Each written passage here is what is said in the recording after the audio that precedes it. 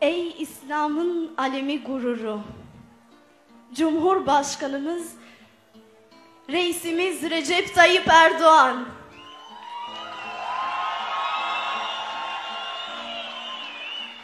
Ben de sizin gibi bir İmam Hatipliyim.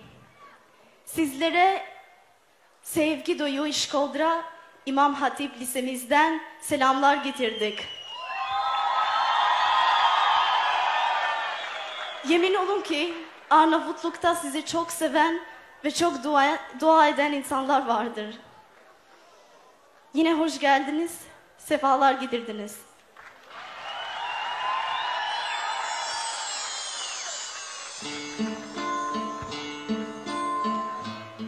Biz kısık sesleriz, minareleri sen ezansız bırakma Allah'ım. Ya çağır şurada bal yapanlarını, ya kovansız bırakma Allah'ım. Mahyasızdır minareler, gövde kehkeşansız bırakma Allah'ım. Müslümanlıkla yoğrulan yurdu Müslümansız bırakma Allah'ım.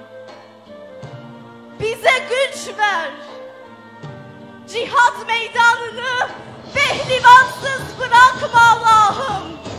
Kahraman bekleyen yıllarını kahramansız bırakma Allah'ım.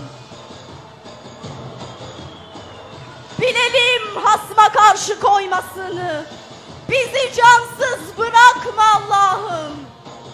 Ya dağıt kimsesiz kalan sürünü, ya çobansız bırakma Allah'ım. Bizi sen sevgisiz, susuz, havasız ve vatansız bırakma Allah'ım.